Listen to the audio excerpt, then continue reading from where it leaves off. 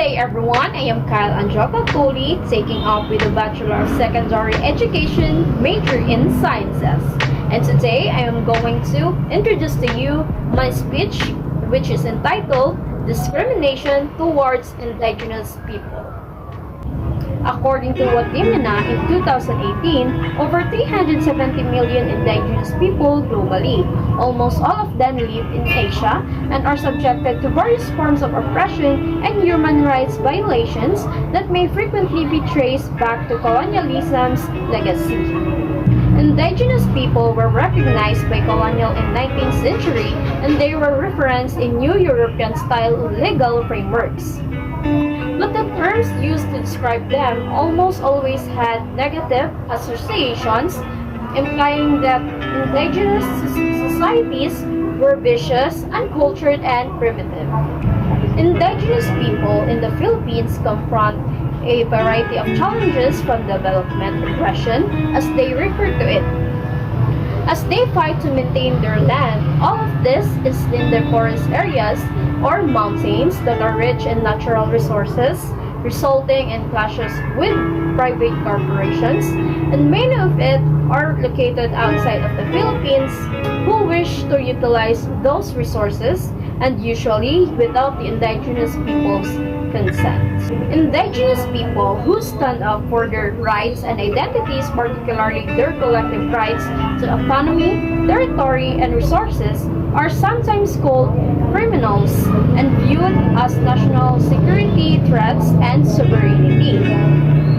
Thousands of indigenous people who are defending for their human rights have been imprisoned around the world, particularly indigenous women and youths for exercising their rights and standing up to the discrimination they encounter.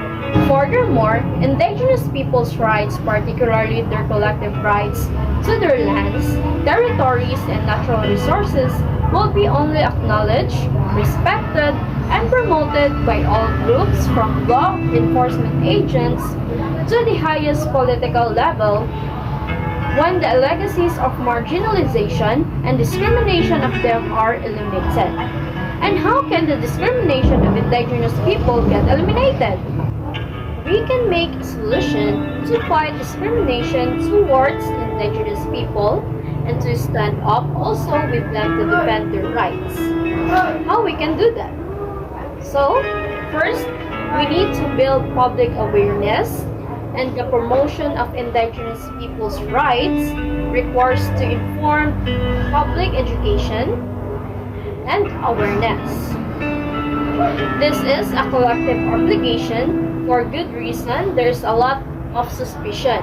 However, it is critical that we should educate ourselves and realize our own participation in consumption and policies that support for the demand of production, profit, and exploitation, and we can begin to comprehend the impact of indigenous communities, their lands, and their territories. Our connection to the land is at the center of who we are, our identity, and our survival as indigenous people. There is indeed a human right to education, a human right to a decent quality of life, and a human right to development, and the right to participate in the design process that you concern. The administrative, political, economic, social, and cultural freedoms and rights are all included in the rights to growth. The governments have the responsibility to shoulder the burden of providing conditions that are beneficial to a people's growth. And also, the indigenous people will not be able to choose their own way of life and govern their own education, healthcare, or other aspects of their lives unless their lands are safe. That is the highest priority.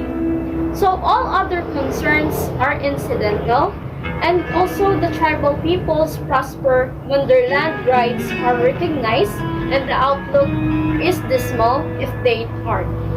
So that's all, and thank you.